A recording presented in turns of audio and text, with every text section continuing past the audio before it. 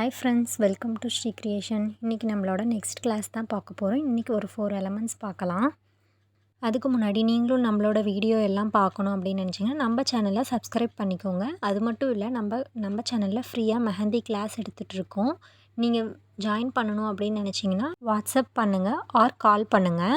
Detail நான் சொல்கிறேன். இன்றைக்கி வந்து நம்ம ஒரு 4 எலமெண்ட்ஸ் பார்க்கலாம்.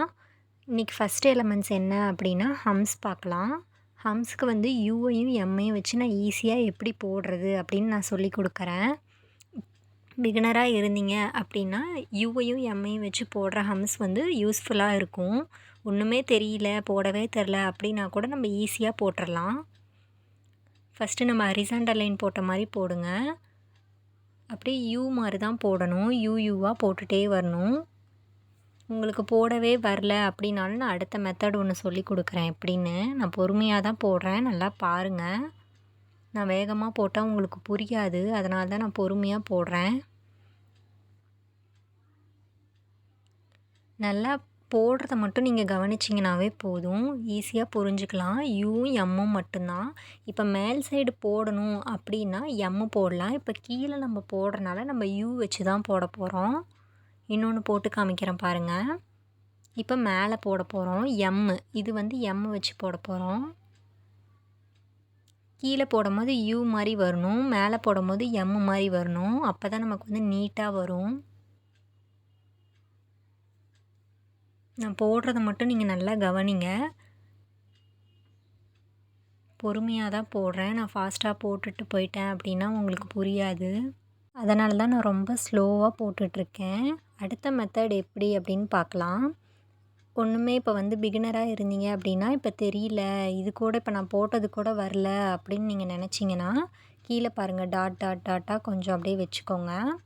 டாட் வச்சுட்டு அதில் போட்டிங்கன்னா ஈவனாகவும் வரும், நீட்டாகவும் வரும். பாருங்கள், இப்போ நான் போட்டு காமிக்கிறேன். பொறுமையாக தான் போடுறேன், நீங்கள் நல்லா கவனிங்க. அதே யூ தான் போடணும். மேலேயும் சொல்லப்போனால் யூ தான்.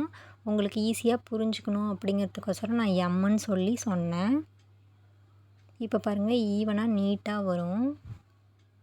நான் ஆல்ரெடி லாஸ்ட் கிளாஸ்லேயே சொல்லியிருக்கேன், ஒவ்வொரு டிசைனையுமே வந்து 4 டைரெக்ஷனில் போடணும் அப்படின்னு நான் சொல்லியிருக்கேன். அதே மாதிரியே போட்டுட்டு எனக்கு வாட்ஸ்அப்பில் சென்ட் பண்ணுங்கள். இது வந்து ஃபஸ்ட்டு எலமெண்ட். செகண்ட் எலமெண்ட் பார்க்கலாம். ஃபஸ்ட் எலமெண்ட் வந்து யூவையும் எம்மையும் வச்சு பார்த்தோம். இப்போ வியை வச்சு பார்க்க போகிறோம். வி வச்சு இப்போ எப்படி இன்னொரு ஜிக்ஸாக் லைன் எப்படி போடுறது அப்படின்னு பார்க்கலாம். எல்லா டிசைனுமே வந்து ஒரு பேஜ் வந்து போட்டு எனக்கு சென்ட் பண்ணுங்கள். நீங்கள் ஆல்ரெடி சென்ட் பண்ணியிருந்தீங்க.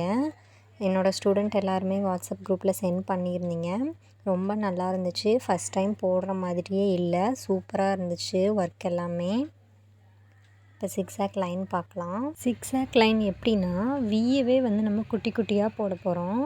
சின்னதாக போடும் போது நமக்கு ஒரு ஜிக்ஸாக் மாதிரி கிடைக்கும்.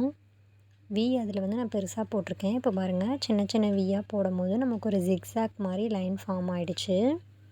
இதே மாதிரி தான் எல்லா 4 டைரெக்ஷன்லேயுமே போடணும் அப்படின்னு நான் சொல்லியிருக்கேன். 4 டைரெக்ஷன்லேயுமே ஒரு பேஜ் போட்டு சென்ட் பண்ணுங்கள். அப்போ தான் உங்களுக்கு ப்ராக்டிஸ் ஆகும்.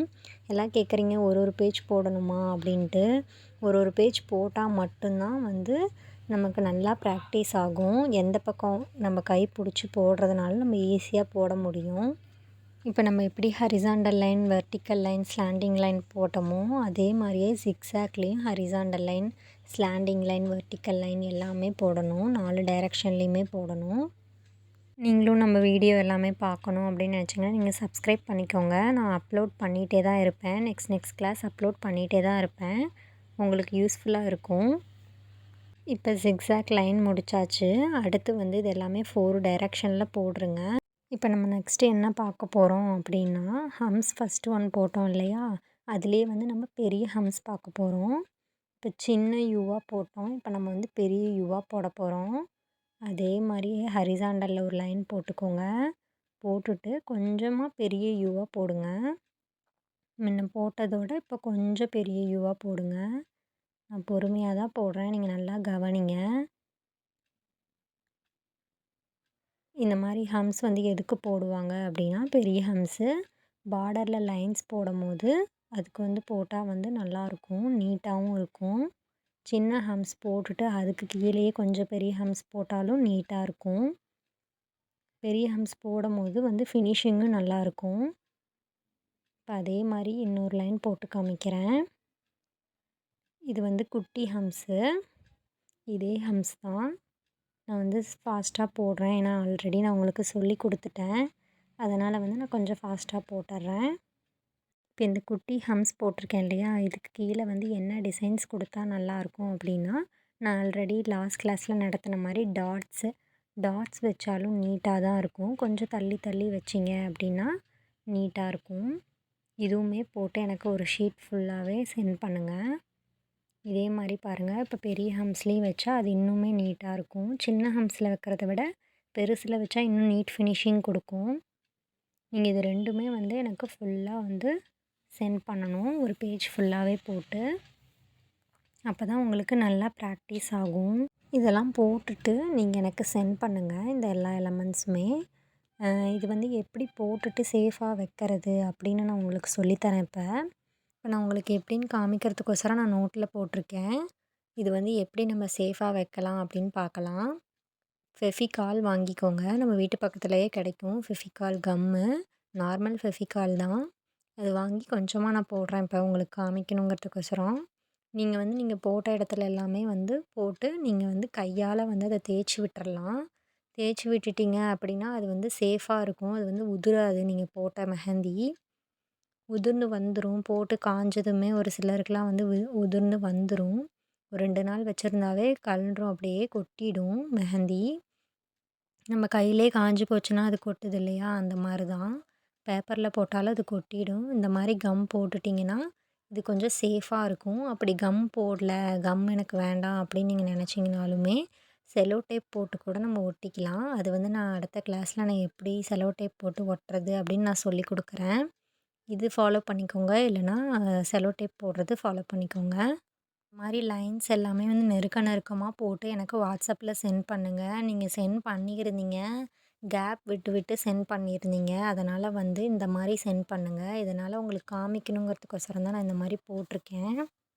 நீங்கள் இந்த மாதிரி பாக்ஸ் பிரிச்சுருந்தீங்க அப்படின்னா கலரில் வந்து யூஸ் பண்ணி பிரிச்சுக்கோங்க. அப்போ தான் வந்து டிஃப்ரென்ஸ் தெரியும். அப்படி இல்லைனா தெரியாது. உங்களுக்கு இந்த வீடியோ யூஸ்ஃபுல்லாக இருந்திருக்கும்னு நான் நினைக்கிறேன். உங்களுக்கு யூஸ்ஃபுல்லாக இருந்துச்சு அப்படின்னா ஃப்ரெண்ட்ஸ் அண்ட் ஃபேமிலி மெம்பர்ஸ்க்கு ஷேர் பண்ணுங்கள். தேங்க்யூ.